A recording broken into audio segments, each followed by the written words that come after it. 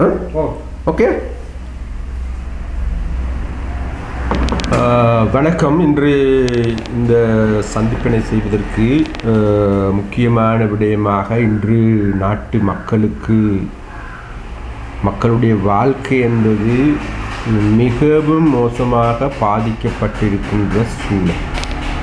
நாட்டினுடைய விலைவாசி எடுத்து பார்க்கின்ற போது மக்களால் வாழ முடியாத ஒரு நிர்கதியான நிலைக்கு தள்ளப்பட்டிருக்கின்றார்.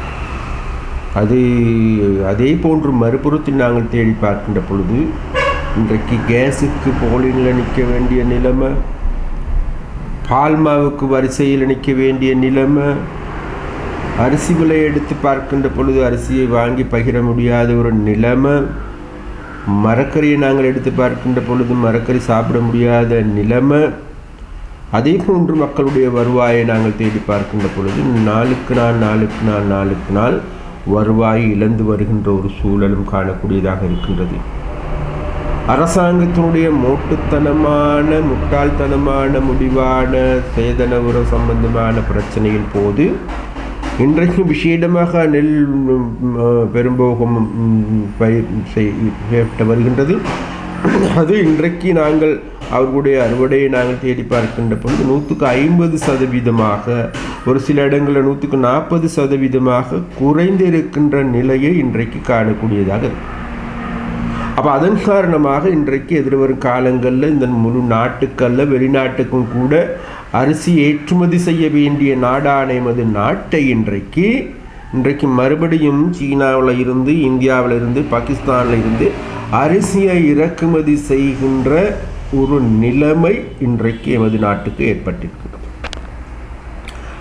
அப்போ இந்த நிலைமையோடு நாங்கள் ஒப்பிட்டு பார்க்கின்ற பொழுது இந்த அரசாங்கம் கோட்டாபய ராஜபக்சவின் அரசாங்கமானது ஆட்சி பீடத்துக்கு வருகின்ற பொழுது என்ன கூறினார்கள்? அதாவது இந்த நாட்டில் இருக்கின்ற அனைத்து பிரச்சனைகளுக்கும் இருக்கின்ற ஒரே தீர்வு வேறு யாருமல்ல, கோட்டாபய ராஜபக்சா என்று கூறினார். எங்கள் எல்லோருக்குமே தெரியும், அதற்கு ஒரு 10 ஆண்டுகளுக்கு முன்பு, 5 ஆண்டுகளுக்கு முன்பு நாங்கள் தேடி பார்க்கின்ற பொழுது இந்த நாட்டை ஆசியாவின் ஆச்சரியமாக மாற்றக்கூடிய ஒரே தலைவர் வேறு யாருமல்ல, மஹிந்த ராஜபக்சா என்று கூறினார். அது மாத்திரம் அவர்தான் இந்த நாட்டின் யுத்தத்தை வென்றவர், வல்லவர், நல்லவர், சகல விதங்களிலும் ஆற்றல் மிக்க நபர் என்று கூறினார்கள். அதையும் மக்கள் நம்பினார்கள். அதன் பிறகு அவரால் முடியாது, இந்த நாட்டை கட்டியெழுப்ப வேண்டுமா, தேசிய பாதுகாப்பை கொண்டு வர வேண்டுமா, நாட்டினுடைய பொருளாதாரத்தை கட்டியெழுப்ப வேண்டுமா, நாட்டின் லஞ்ச ஊழல் மோசடிகளை நிறுத்த வேண்டுமா, நல்லதொரு ஆட்சியை கொண்டு வர வேண்டுமா, புத்திஜீவிகள் அடங்கிய வியத்மக என்கின்ற புத்திஜீவிகளுடைய அமைச்சரவை வேண்டுமா, விஞ்ஞான ரீதியான அமைச்சரவை வேண்டுமா, இவைகள் அனைத்திற்கும் ஒரே தீர்வு வேறு யாருமல்ல, கோட்டாபய ராஜபக்ச என்று கூறினார். அப்போ இன்றைக்கு நாங்கள் தேடி பார்க்கின்ற போது கோட்டாபய ராஜபக்ச அவர்கள் ஆரம்பத்தில் புலி போன்று வந்து புலியா வந்தவர் இன்றைக்கு பூனையா மாறி இருக்கின்ற நிலைமையை இன்றைக்கு காணக்கூடியதாக இருக்கின்றது. அவர் அந்த புலி என்று கூறிக்கொண்டு வந்தவர், சிங்கம் என்று கூறிக்கொண்டு வந்தவர் இன்றைக்கு நரியாகவும் பூனையாகவும் மாறி இருக்கின்ற இந்த நேரத்தில் கடந்த ஓராண்டுகளுக்கு முன்னர் சொன்னார்கள், இந்த நாட்டினுடைய தளபதியை மாற்றக்கூடியவர், இந்த நாட்டினுடைய பொருளாதாரத்தை கட்டியெழுப்பக்கூடிய கடந்த காலங்களில் பொருளாதார அபிவிருத்தி அமைச்சராக இருந்தவர், அது மாத்திரமல்ல அவருக்கு ஒரு மூளை அல்ல 7 மூளைகள் இருக்கின்றது, அதை பயன்படுத்தி இந்த நாட்டை கட்டியெழுப்பக்கூடிய சகல வல்லமைகளும் இருக்கின்றவர் வேறு யாருமல்ல, பசில் ராஜபக்ச என்று கூறினார். அவர் ஆட்சிக்கு அவர் இந்த நாட்டில் பாராளுமன்ற உறுப்பினராக வருவதற்காக இந்த நாட்டின் அரசியல் அமைப்பையே மாற்றி அமைத்தார்கள். இந்த நாட்டினுடைய ஆட்சியாளர்கள் மாற்றி அமைத்து 20வது திருத்த சட்ட மூலத்தை கொண்டு வந்து அதன் மூலமாக இரட்டை குடியுரிமை இருக்கின்றவர்களை இலங்கையில் அமைச்சர்களாக நியமித்துக் கொள்ளக்கூடிய ஒரு சரத்தையும் கொண்டு வந்து அதை நிறைவேற்றி இவரை பாராளுமன்றத்தில் கொண்டு வந்தார். பாராளுமன்றத்துக்கு கொண்டு வந்தது மாத்திரமல்ல, பாராளுமன்றத்தில் முக்கிய பதவிகளை, அமைச்சு பதவிகளை கொடுத்தார். இப்போது நாங்கள் தேடி பார்க்கும்போது நாட்டினுடைய நிதி அமைச்சர் வேறு யாருமல்ல, இந்த பெசில் ராஜபக்சாவாகும். அப்போ பெசில் ராஜபக்சாவினுடைய இந்த காலகட்டத்தை நாங்கள் ஒப்பிட்டு பார்க்கின்ற போது, அதாவது என்னமோ அந்த கழுதை தேஞ்சு கட்டெரும்பான கதையாக மாறி இருக்கின்றது. அதாவது நாட்டினுடைய எல்லா பிரச்சனைகளையும் தீர்க்கக்கூடிய சகல மாயாஜால வித்தங்களும் அவரிடம் இருக்கின்றது என்று கூறினார். அவன் வித்தைக்காரனாக வந்தவர் இன்றைக்கு வெற்று பேச்சாளராக மாறியிருக்கிறார். அதாவது ஒன்றுமே இல்லாத, ஒன்றுமே செய்ய முடியாத நபர்களாக மாறியிருக்கின்றார்கள் இந்த கோட்டாபய ராஜபக்சவுடைய அரசாங்கம். அப்போ அதில் விசேடமாக இந்த நாட்டினுடைய பொருளாதாரத்தை கட்டியெழுப்புவதற்கு நாட்டில் சகல வல்லமைகளையும் படைத்தவர் என்கின்ற கூற்று வேறு யாருக்கும் அல்ல, பெசில் ராஜபக்சாவுக்கு சூட்டப்பட்டது. அப்போ அவர் வந்ததன் பிறகு இன்றைக்கு நாங்கள் தேடி பார்க்கின்ற பொழுது, அவர் வரலாற்றை நாங்கள் பார்க்கின்ற பொழுது எங்களுக்கு எல்லோருக்குமே தெரியும், இந்த நாட்டின் கடந்த காலங்களில் இடம்பெற்ற மோசடிகளுக்கு, விசேடமாக அவரால் இழைக்கப்பட்ட மோசடிகளை நாங்கள் தேடி பார்க்கின்ற பொழுது, அண்மையிலும் கூட நீதிமன்றத்திலிருந்து விடுதலையாகியிருக்கின்ற நபர். நீதிமன்றம் விசாரித்ததா இல்லையா என்பது அது வேறு கதை. அப்படியானால் தாங்களுக்கு இருக்கின்ற வழக்குகள் எல்லாத்தையும் அகற்றிக் கொள்ளுகின்ற, அதை போன்று தாங்களுக்கு ஏதுவான சூழ்நிலையை நீதிமன்றத்தின் ஊடாக ஏற்படுத்தி கொண்டு, தாங்களால் கடந்த காலத்தில் திருடப்பட்டிருக்கின்ற, தாங்களால் சூறையாடிப்பட்டிருக்கின்ற பணத்தை, கருப்பு பணத்தை வெள்ளையாக்குவதற்கான சட்ட மூலத்தையும் கொண்டு வந்தவர் வேறு யாருமல்ல, இந்த பெசில் ராஜபக்சா. அப்போ அதனூடாக எதிர்பார்த்தார்கள் வேறு எதுமல்ல, வெள்ளை கருப்பு பணம் வெள்ளை ஆகியதன் பிறகு இந்த நாட்டினுடைய பிரச்சனை தீரும் என்று. ஆனால் இன்று நாங்கள் தேடி பார்க்கின்ற போது, மாயாஜாலங்களை காட்டக்கூடிய வித்தைக்காரர்களும் கிடையாது, புலிகென்று கூறிக்கொண்டு வந்தவர்கள் இன்றைக்கு பூனையாக மாறியிருக்கின்ற, சகல வித்தைகளையும் தெரிந்த வித்தைக்காரனாக இருந்தவர் இன்றைக்கு கழுதையாக மாறி இன்றைக்கு கட்டெரும்பாக தேய்ந்திருக்கின்ற நிலைமை இன்றைக்கு இருக்கக்கூடியதாக இருக்கிறது. அப்போ அதனால் இந்த வகையில் நாங்கள் பார்க்கின்ற பொழுது, இவர்களுடைய 2 வருட ஆட்சி என்பது இந்த நாட்டை நாசமாக்கிய, இந்த நாட்டின் அதிகளவான பணத்தை அச்சிட்ட, நாட்டில் அதிகளவான கடன்களை பெற்ற, நாட்டில் இருக்கின்ற தேசிய வளங்கள், தேசிய சொத்துக்களை அதிகமாக வெளிநாட்டு கம்பெனிகளுக்கு தாரை வார்த்த, இந்த நாட்டில் எங்களுக்கு சொந்தமாக இருந்த துறைமுகத்தை இந்தியாவுக்கு, சீனாவுக்கு தாரை வார்த்து, எங்களுக்கு சொந்தமாக இருந்த மின் நிலையமான கெரவலப்பிட்டிய மின் நிலையத்தை அமெரிக்காவுக்கு தாரை வார்த்து, கொழும்பு நகரத்தில் இருக்கின்ற பிரதான இடங்கள், காணிகள் அனைத்தையும் வெளிநாட்டவருக்கு தாரை வார்ப்பதற்காக எத்தனிக்கின்ற, அதற்கான நடவடிக்கைகளை எடுத்த, அதே போன்று துறைமுகத்துக்கு பக்கத்தில் இருக்கின்ற 13 ஏக்கர் காணியை சீனாவுக்கு தாரை வார்ப்பதற்காக தயாராகி வருகின்ற,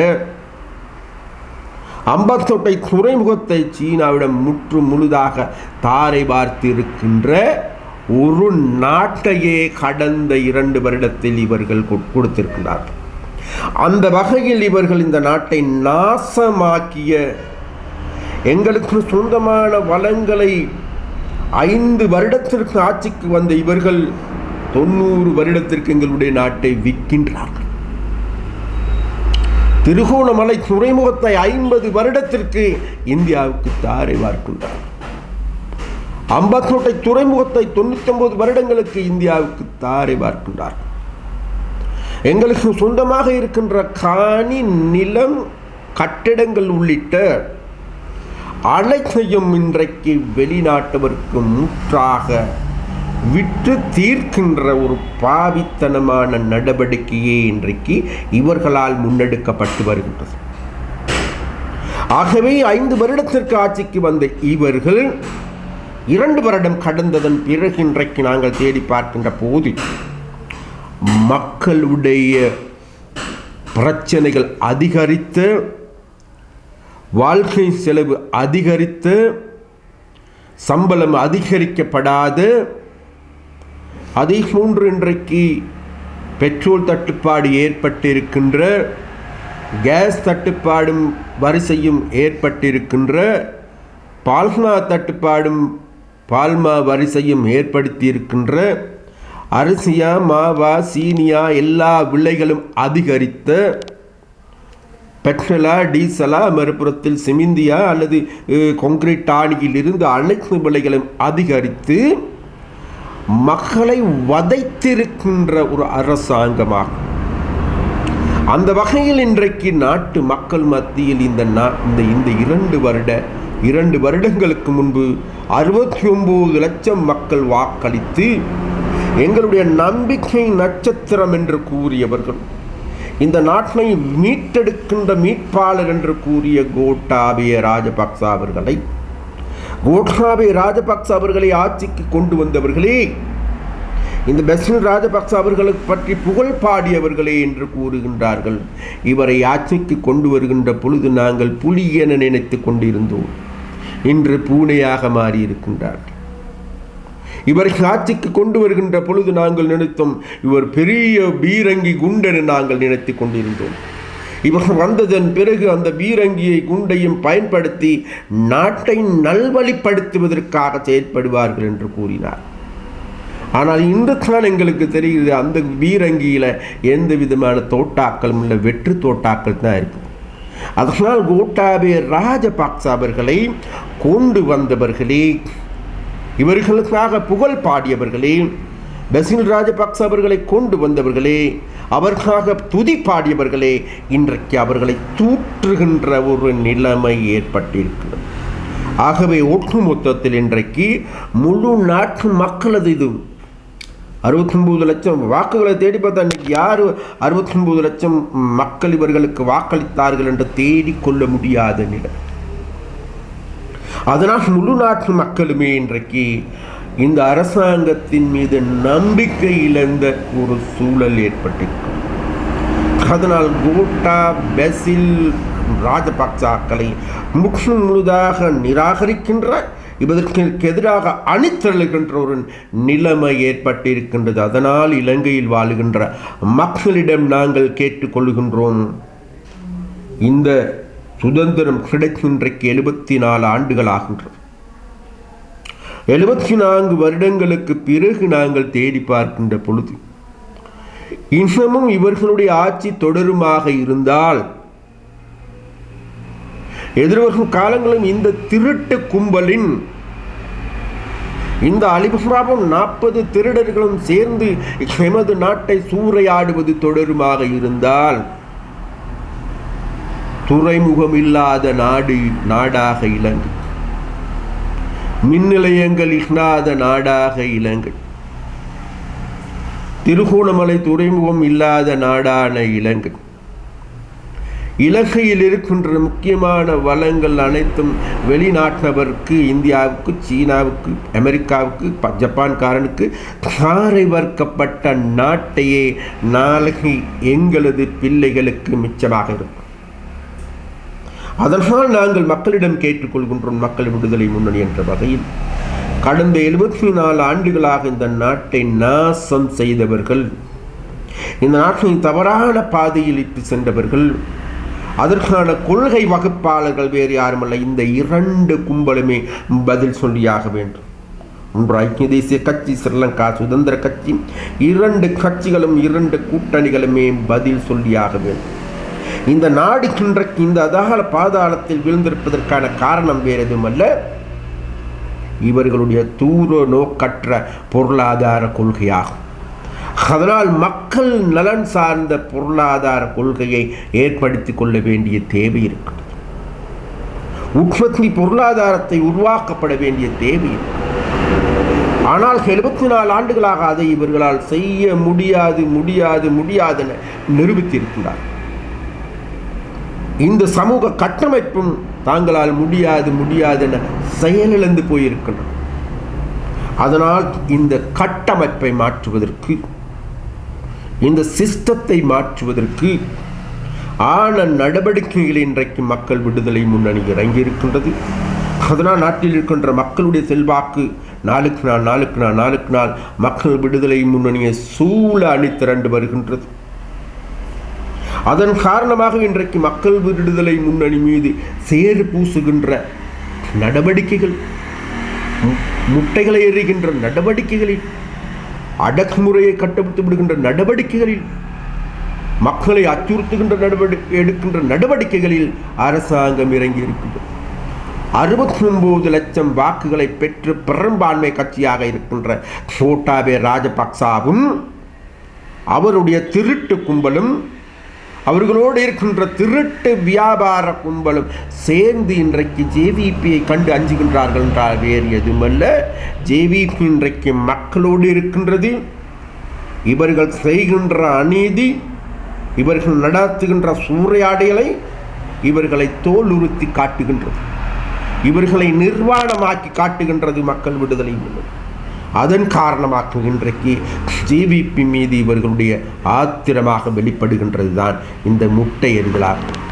ஆனால் இந்த முட்டை எறிதலின் மூலமாக ஜேவிபியை தடுத்து நிறுத்த முடியாதென நாங்கள் கோட்டாவுக்கு சொல்லி வைக்கின்றோம்.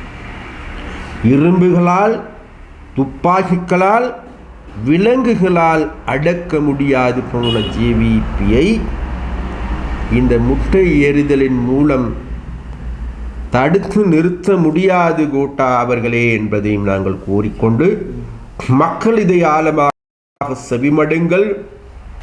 மக்கள் இனியும் இந்த 2 கும்பல்களுக்கு பின்னால் ஓடாது புதிய மாற்றத்தை உருவாக்குவதற்காக எங்களோடு அணிதிரளுங்கள் என்று நாங்கள் மக்களுக்கு அழைப்பு விடுக்கிறோம்.